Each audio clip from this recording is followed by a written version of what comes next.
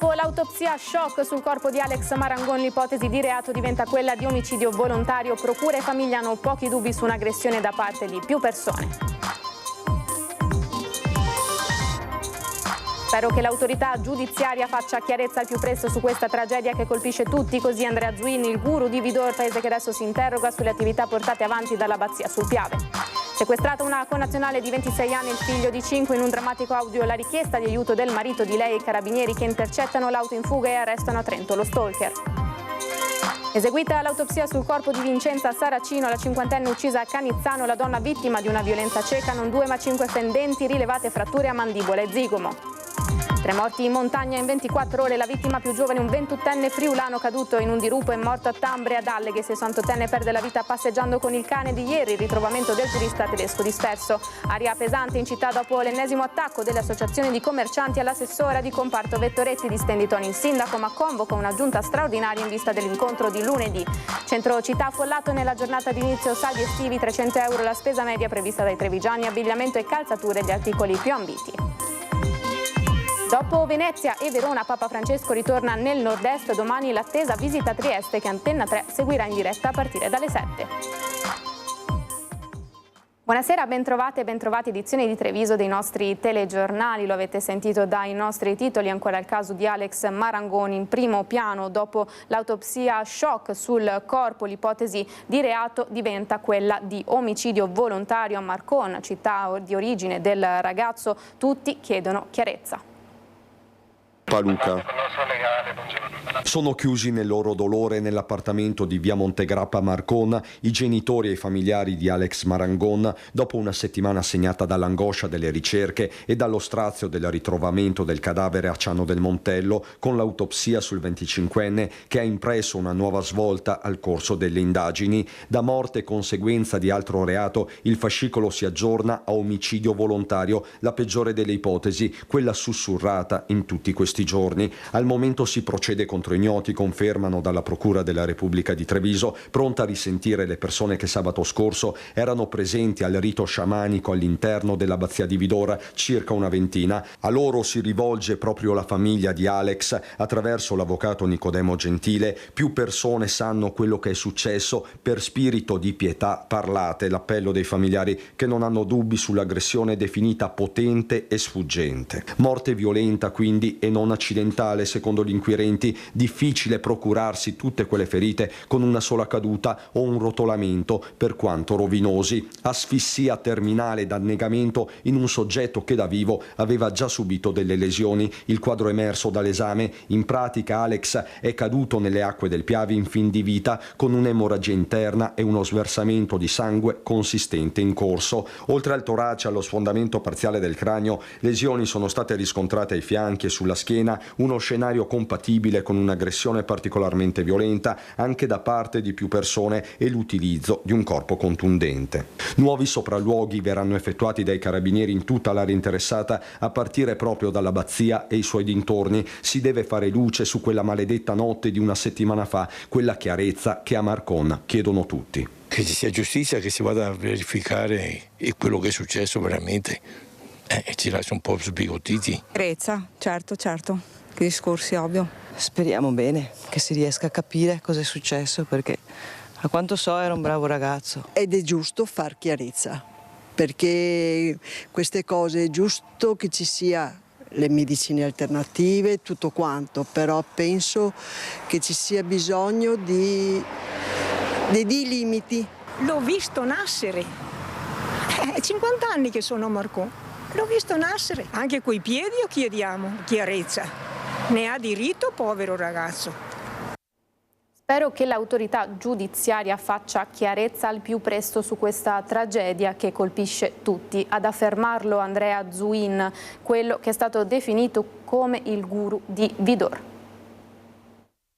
È da un po' di tempo, da 1 anno e mezzo, che tu vedi qua che fanno delle cerimonie, non riesco a capire cosa fanno, perché sono tutte persone che vengono da fuori, perché io passo di qua molto spesso e vedo persone strane, Ecco, e quindi non capisco come mai che non sono cerimonie che viene coinvolto anche il paese. Questo mi sono fatta una domanda mia personale. La signora Franca ben conosce questo angolo di Piave di cui è appassionata e non nasconde le sue perplessità sui ritrovi che da qualche tempo ci sono nell'abbazia di Vidor, portando anche un'esperienza personale. La settimana prima dell'incidente, di questa disgrazia, cosa è successo? Che io vado a nuotare sempre al Piave, adoro l'acqua. È successo che ho trovato una ragazza sui gradini prima, perché ci sono 6-7 gradini di marmo così, e questa qua mi ha guardato entrando nell'acqua e poi mi ha detto che il suo fidanzato organizza degli eventi e mi ha parlato. Io ho capito che erano non una musica normale. Lei ha usato un termine e ho pensato a qualcosa, mi sono fatta una domanda, All'interno dell'abbazia in questo primo sabato di luglio c'è Andrea Zuin, quello che è stato definito a torto o a ragione il guru. Preferisce non parlare a microfono Zuin, ma ci affida un messaggio. Siamo tutti profondamente sconvolti e addolorati per la scomparsa di Alex e per tutto quello che sta succedendo, afferma Zuin, che assicura come fin dall'inizio ci sia stata massima collaborazione con le forze dell'ordine. E ancora, il musicista dice di voler mandare forza e amore alla famiglia di Alex in questo momento così doloroso, anche attraverso la musica che ad Alex piaceva molto. Spero, aggiunge Zuin, che l'autorità giudiziaria faccia chiarezza al più presto su questa tragedia che colpisce tutti, anche perché siamo profondamente sconvolti dal modo in cui la stampa ci sta descrivendo. Nel frattempo però a interrogarsi è l'intera Vidor. Forse, dicono alcuni, quel genere di attività andava controllato. La mia critica sta che chi ha organizzato questo, cioè lo stregone, lo sciamano, chi cavolo possa essere, non ha valutato la pericolosità intrinseca di queste azioni. Perché pensiamo alla fragilità mentale, cioè io non mi sentirei personalmente, di fare un'esperienza del genere. Una mamma e il suo bambino di 5 anni residenti a Borgo Ricco sono stati sequestrati da un 33enne albanese mentre stavano andando a scuola. I carabinieri mobilitati da Padova, Treviso e Vicenza sono riusciti a fermare la fuga dell'uomo che era già arrivato in Trentino. Pronto, buongiorno. Sono andato via da casa perché mi ha chiamato in diretta, mia moglie ha un coltello sulla gola, il bambino da dietro, mi ha detto di richiamare e di dire che mi sono sbagliato, che va tutto bene, è vicino a casa in teoria, però vi sta controllando, se vede i carabinieri o qualcosa uccide mia moglie e il bambino. Ho capito, ascolti, ma dove si trova sua moglie adesso? Non ho la minima idea, è in macchina con lui. La voce disperata di un uomo che ha scoperto che la moglie è appena stata rapita insieme al figlio di 5 anni inizia con questa telefonata ai carabinieri di Cittadella venerdì mattina. La storia di un sequestro lampo che per fortuna si è risolta in 4 ore con un salvataggio, ma che avrebbe potuto avere esiti ben peggiori se l'intervento dei carabinieri non fosse stato immediato. All'altro capo del telefono l'appuntato Pistore capisce subito l'emergenza e fa scattare l'allarme. Ho deciso di farmi dare il numero di telefono della moglie e chiamarla direttamente. Lei rispondeva, però da quello che raccontava di dove si trovava non quadrava la situazione e mi ha fatto subito scattare il campanello d'allarme, perché poi ho sentito anche la voce del bambino. A Borgo Ricco una mamma di 26 anni è stata sequestrata insieme al figlio mentre stava uscendo di casa per portarlo all'asilo, legata con delle fascette di plastica, minacciata con un coltello, caricata nella sua auto con violenza da un 33enne albanese con cui aveva avuto in passato una relazione. L'uomo non si era mai arreso alla fine della storia e aveva continuato a perseguitarla nonostante lei si fosse rifatta una vita.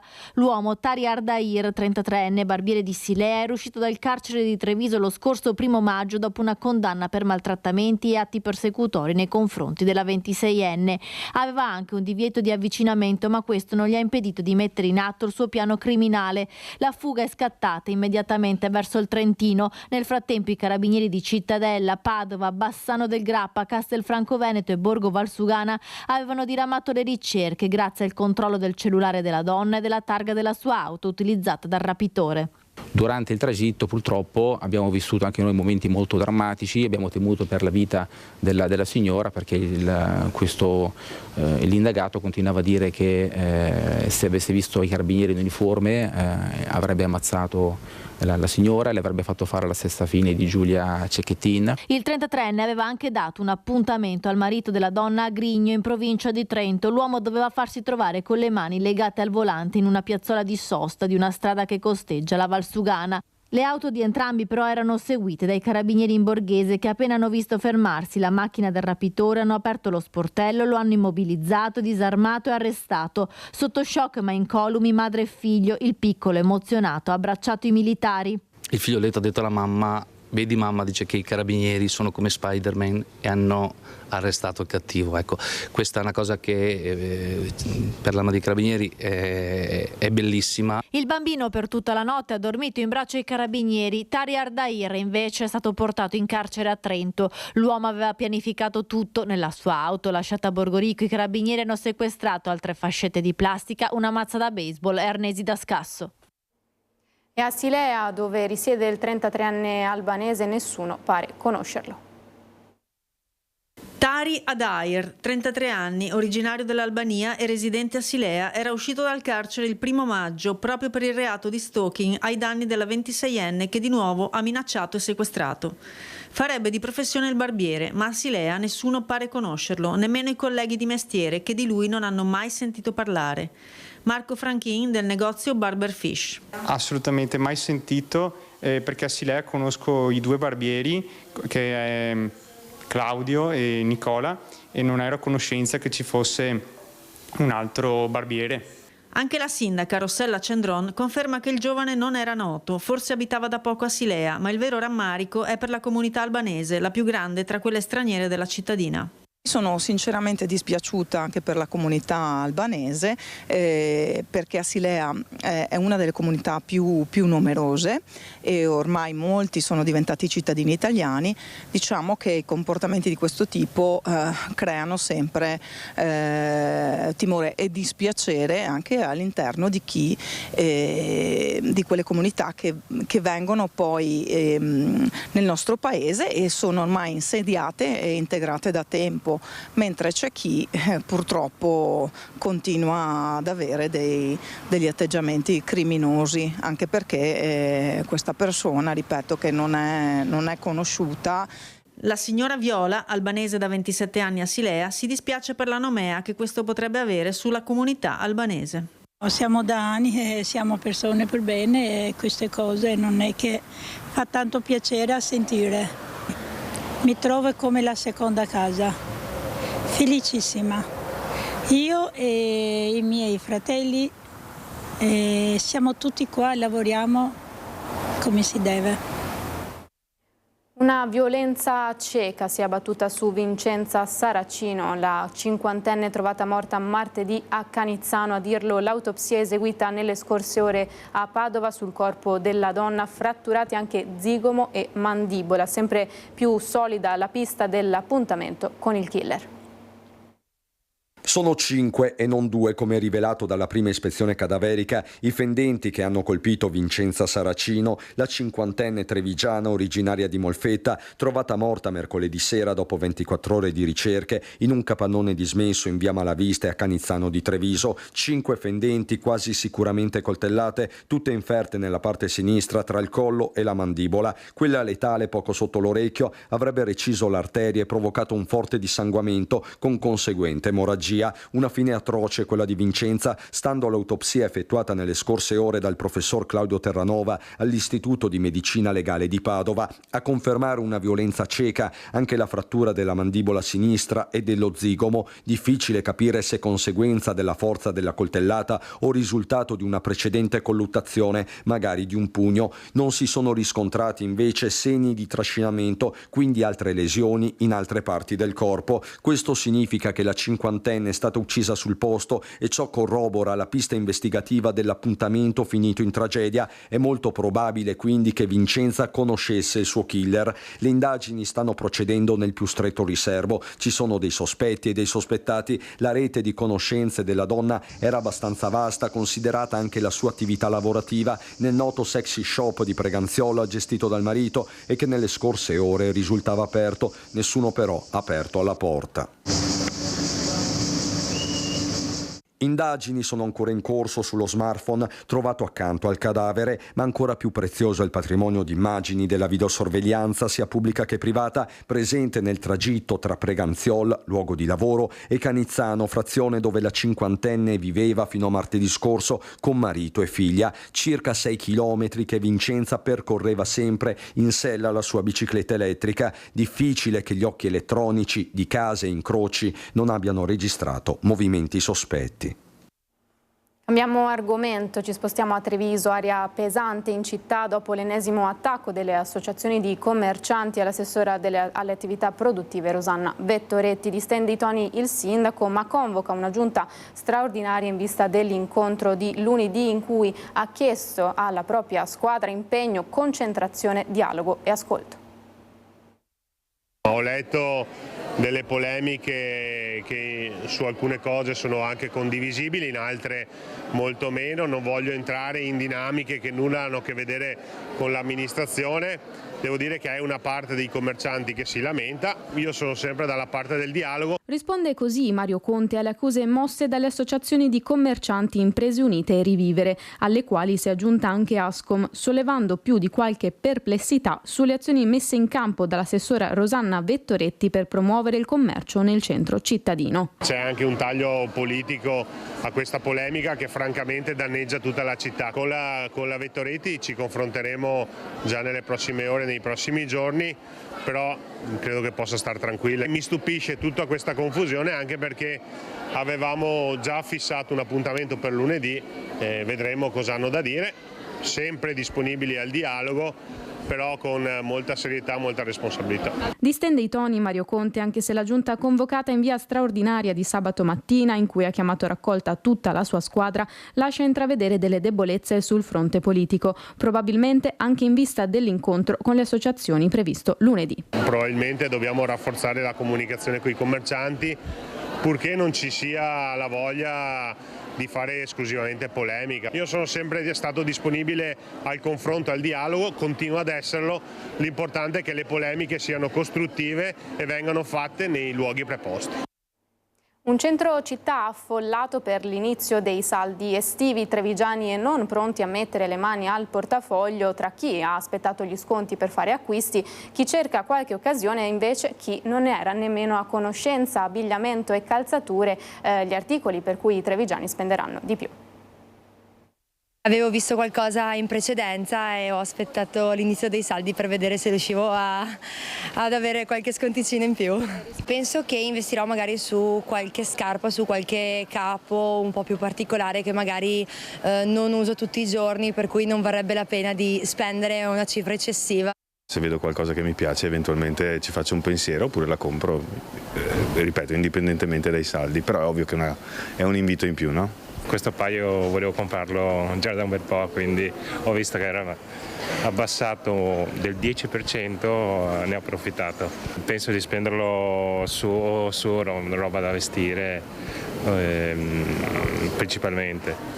Per i sandali li ho tenuti d'occhio prima dei saldi e ho aspettato proprio oggi per prenderli, un bel 30%, non è male. Quanto pensa di spendere in questo periodo, se posso chiedere? Sui 200-300 euro. Ci sono i saldi? Non lo so, non so. Ah, ok, grazie per l'informazione perché ormai personalmente quasi non li guardo più, insomma, se sono interessato a qualcosa poi mi ricapita di rivederli nei saldi, sono fortunato, acquisto. Abbiamo fatto un giro qualche giorno prima per vedere un attimo cosa c'è, poi oggi facciamo i colpi grossi. Quanto pensate di spendere più o meno per questa stagione? 300 euro, già le scarpe già è una cifra un po' più alta, poi un po' di abbigliamento estivo. Il tempo non ci ha permesso molto di frequentare il mare, quindi da oggi iniziamo l'estate. Al momento ho appena cominciato. però per me e per mio marito approfittiamo. Certo, avete già un budget? No, quello che ci piace. Quando c'è l'opportunità sempre. Cosa si compra? Scarpe, pantaloni, se c'è qualcosa noi cogliamo sempre l'occasione per prendere. Un budget? Sui 100 dai, va bene anche. Non ero a posto per saldi, però abbiamo preso qualcosina per il bimbo. Ne ha approfittato? Sì dai, c'è sempre qualcosina di buono qua. Questo è il sentiment tra i trevigiani per l'inizio di questi saldi, circa 300 euro la spesa media. La prospettiva tracciata da Ascom Confcommercio è positiva, anche se a pesare resta comunque l'inflazione. Sono un motore che daranno sicuramente dinamismo ed energia, diciamo, a riaccendere i consumi su un mercato che oggi è un po' contraddistinto, diciamo, da una domanda debole. Cauto ottimismo da parte delle associazioni di categoria per l'avvio dei saldi estivi, una stagione in cui, dati alla mano, l'impatto dell'aumento dell'inflazione inciderà sugli acquisti di veneti e trevigiani, che non rinunceranno però a concedersi qualche sfizio, anche se con prudenza. Con una spesa media di circa 230 euro pro capite per abbigliamento, 190 per calzature e circa 180 per gli accessori. Saldi che, a causa del commercio online, i continui sconti e le vendite promozionali anticipate, stanno facendo perdere di senso questo momento dell'anno. Hanno un ruolo fondamentale perché sono dei luoghi di aggregazione, sono dei momenti anche di educazione, soprattutto quando parliamo di sostenibilità e anche di ristoro della mente. Il rischio che vedo correre è il fatto che i centri città si stanno assomigliando sempre di più, con un'offerta commerciale di insegna che è praticamente uniformante. È proprio chi studia l'andamento della società e dei consumi che avverte come gli acquisti siano condizionati dal benessere psicofisico delle persone. Laddove una gran fetta della popolazione risulta stressata e insoddisfatta, è lì che i commercianti devono intercettare bisogni e necessità per poter avere dei vantaggi economici. Situazione che ha però riavvicinato la popolazione ai negozi fisici scelti per il 69% dei trevigiani negli acquisti dei centri come nelle periferie, ma non solo. Oggi abbiamo uno shopping consapevole, il consumatore è più informato, diciamo più razionale nelle sue scelte, più ragionato. Credo che questi saldi saranno uno strumento non solo da tenere presente nell'andamento generale dei dati di come andranno, ma quanto per noi commercianti, ripeto, all'interno dei negozi cercare di monitorare, di comprendere quelli che saranno un po' i cambiamenti, gli atteggiamenti, le attitudini dei consumatori.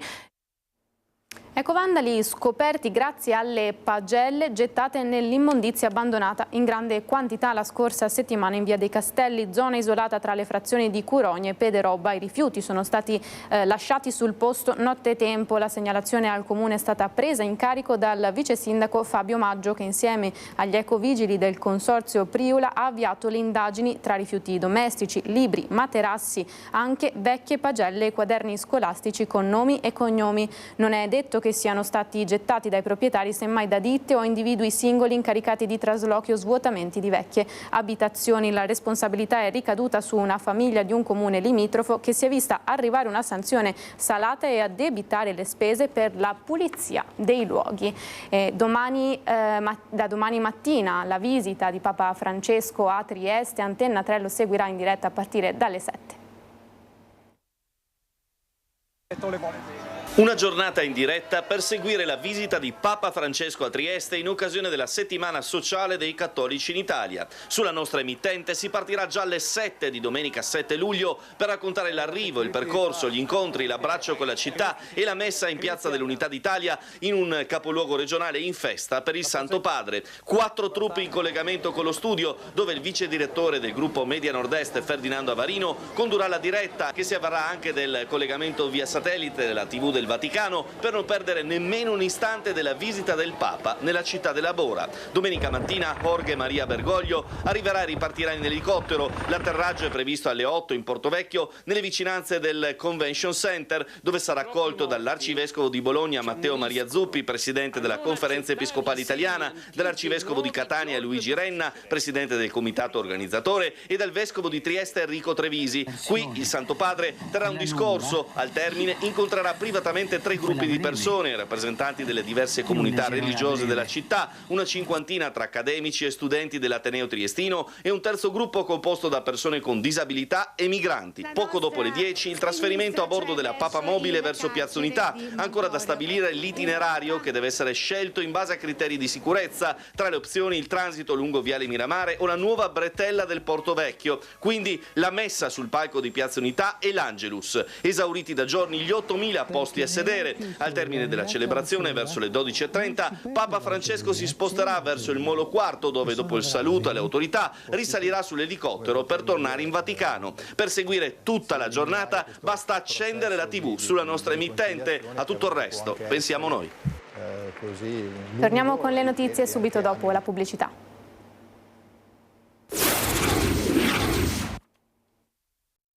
Rieccoci in diretta edizione di Treviso dei nostri telegiornali, continuiamo con le notizie. Ha superato la maturità mentre era malato di osteosarcoma e ora è consigliere comunale di Pederobba a soli 20 anni. La storia di Federico Dal Bello.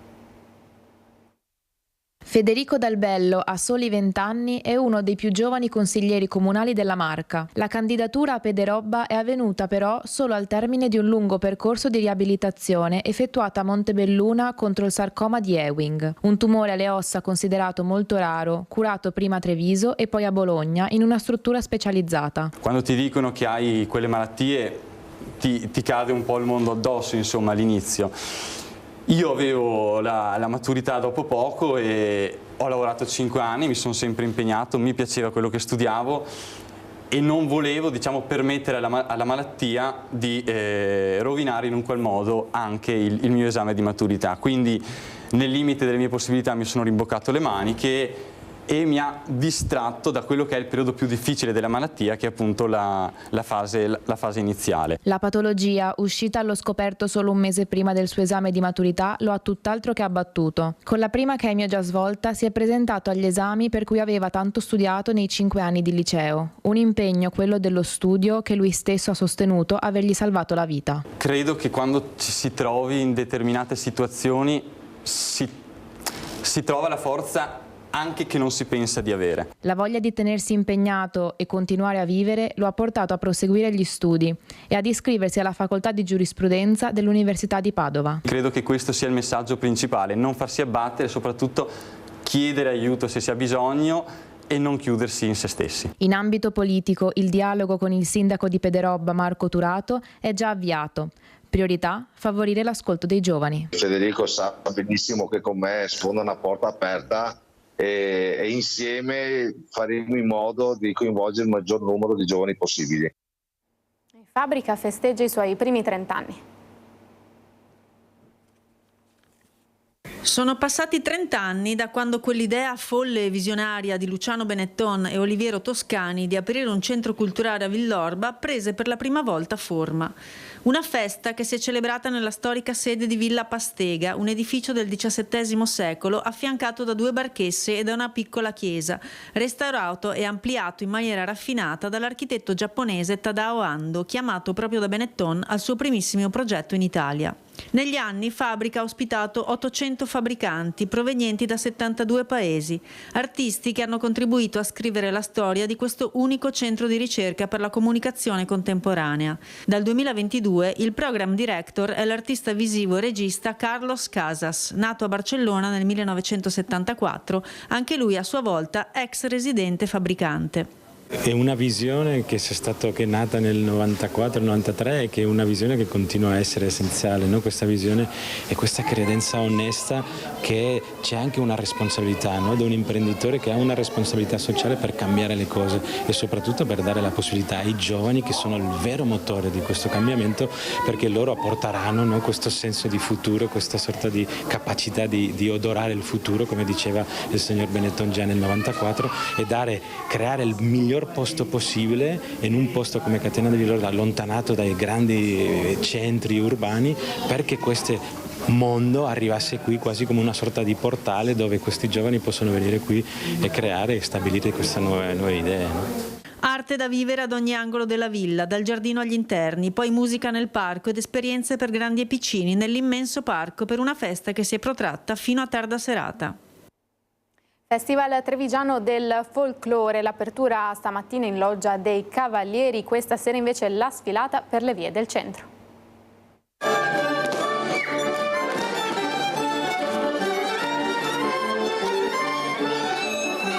Quindicesima edizione di Sile Folk, il Festival Trevigiano del Folklore, già entrata nel vivo con le 2 serate a Canizzano e Quinto e l'esibizione alla Loggia dei Cavalieri per l'apertura ufficiale. Gruppi da Venezuela, Spagna, Polonia, Portogallo, per l'Italia protagonista la Pastoria del Borgofuro.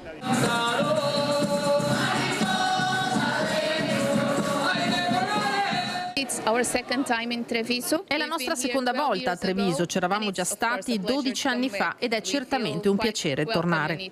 Gente muy hospitalaria, muy carismatica, allegre. Sono gruppi che arrivano anche dal Venezuela, dalla Spagna, gruppi meravigliosi, li ho già visti esibirsi e questa sera in Piazza Domoro, fronte Piazza dei Signori, sarà l'esibizione e ci saranno delle piccole novità. Ecco, piccole perché sono bambini piccoli, sono bambini vestiti con i nostri costumi della pastoria, con un nostro ballo di repertorio. Stasera dunque sarà il centro storico di Treviso ad accogliere balli e musica dalle 20:15 con la sfilata da Piazza Duomo a Piazza Aldomoro. Domani dalle 10 di nuovo a Canizzano per la partecipazione alla messa di tutti i gruppi in costume tradizionale. La sera appuntamento in Piazza Caduti a Mogliano per lo spettacolo di Venezuela, Spagna e Polonia. Martedì di nuovo alla Loggia dei Cavalieri per la conferenza Sile Folk per UNESCO. La sera spettacolo in Piazza Pio X a Casier e gran finale mercoledì invece in Piazza Umberto I a Zero Branco. Tragico epilogo per un escursionista 28enne di Maniago. Grave incidente mortale in montagna. Un escursionista di 28 anni, Mattia Beltrame di Maniago, è deceduto per le gravissime ferite riportate in seguito ad una caduta avvenuta sotto il Cimon di Palatina, nei pressi di Forcella Colombera. L'incidente è risultato purtroppo fatale per lo sfortunato escursionista, è avvenuto attorno ai 2000 metri di quota nel territorio di Tambre, in provincia di Belluno. L'allarme era scattato la scorsa notte, lanciato dai familiari del ragazzo che, non vedendolo rientrare a casa, si sono preoccupati contattando subito i soccorsi. Le ricerche sono scattate a mezzanotte quando si sono mossi gli uomini delle stazioni del soccorso alpino di Pordenone, Maniago e dell'Alpago, sperando di trovare l'escursionista friulano nella zona a cavallo tra le due regioni, visto che la sua automobile è stata ritrovata in Piancavallo e che lui stesso aveva annunciato di voler seguire un itinerario su questi sentieri. A quel punto i soccorritori si sono messi contemporaneamente all'opera dal versante friulano e da quello veneto, finché il corpo senza vita è stato ritrovato in un dirupo. Passiamo alle notizie dal bellunese.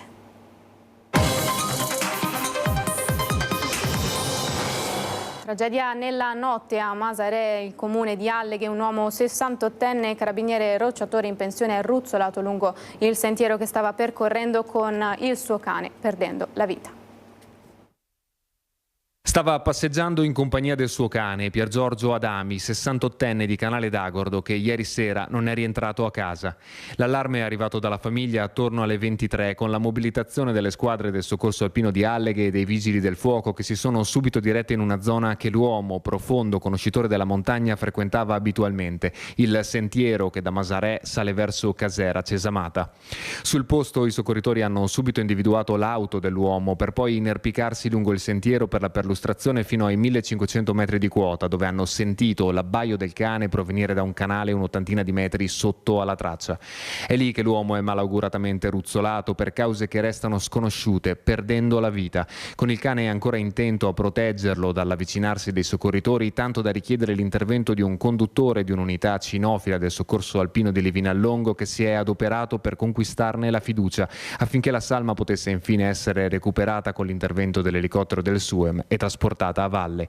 Adami lascia la moglie, i 2 figli e 3 fratelli, oltre a un vuoto incolmabile nella sua comunità, dalla quale era molto amato e rispettato. Lavorava con me, faceva il maestro di sci qui a Falcade e è sempre stato un grande ed apprezzato professionista, un profondo conoscitore della montagna sia invernale che estiva.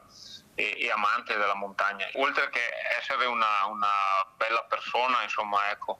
Oltre ad essere maestro di sci, Adami contava un'esperienza ultra trentennale nel gruppo rocciatori dei Carabinieri di Selva di Val Gardena, una famiglia di sportivi e di alpinisti la sua, tutti amanti e frequentatori esperti della montagna, con cui aveva condiviso anche la gestione del rifugio Mulaz in comune di Falcade e un'attività di commercio nel settore dell'equipaggiamento sportivo. La comunità dell'Agordino piange oggi la scomparsa di un padre e un marito, di un collega e di un amico. Stamattina ho dato io un po' la notizia ai miei colleghi e sono stati tutti sconvolti. Pensi che accada a gente che non è capace a frequentare la montagna, invece alla fine dei conti succede a tutti quanti. È diventata virale in poche ore la notizia diffusa da una testata giornalistica israeliana riguardo a un presunto messaggio antisemita da parte di un locatore turistico nel comune di San Vito di Cadore, che alla richiesta di prenotazione da una famiglia ebrea avrebbe risposto: potete stare nel forno a gas. La notizia è così eclatante che io stento a credere che sia vera, perché in tanti anni non ho mai sentito, non solo tra gli esercenti che hanno invece l'interesse contrario a far sfuggire la gente, ma anche tra i cittadini normali, una frase di questo tipo. Quindi veramente la cosa mi lascia sconvolto ma anche incredulo. Smorza i toni, il primo cittadino di San Vito di Cadore, in merito alla notizia pubblicata su una testata online israeliana, è diventata virale nel giro di poche ore.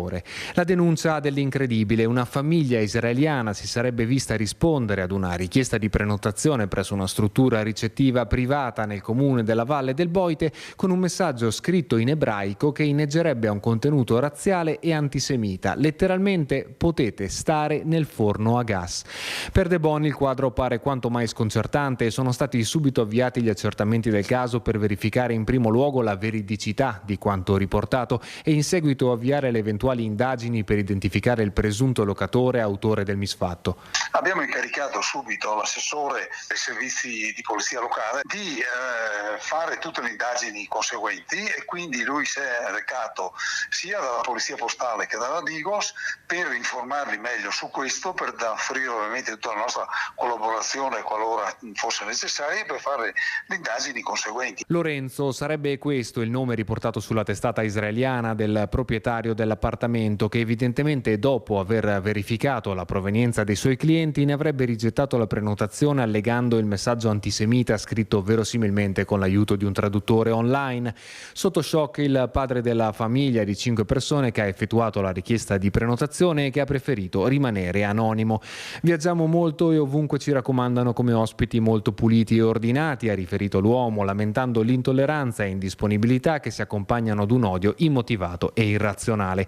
Per il primo cittadino una fattispecie quasi inverosimile nella sua comunità, che al contrario si sta adoperando con interventi strutturali per garantire un'accessibilità quanto più possibile aperta a ogni tipo di sensibilità personale o religiosa. Ho visitato anche recentemente delle strutture locali qui a San Vito che addirittura fanno l'esatto contrario, nel senso che hanno adeguato ad esempio la loro spa a sensibilità diverse, per cui persone che hanno determinate usanze vengono garantite nella loro intimità con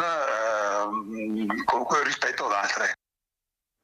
A 13 mesi dalla sua nomina, Massimo Ferigutti lascia la guida della Fondazione Teatri delle Dolomiti. La notizia è arrivata alla comunità come un fulmine a ciel sereno, anche se da indiscrezioni interne parrebbe che la decisione fosse nell'aria da tempo. Dimissioni irrevocabili le sue, sulle quali vige l'assoluto silenzio da parte dell'amministrazione comunale, che per ora non ha fatto intendere di voler dare delle spiegazioni su quella che in prima battuta sembrerebbe una decisione presa dal diretto interessato. Si chiude così questo TG Treviso e la nostra parte di Belluno. A tutti l'augurio di una buona serata e un buon weekend. Arrivederci.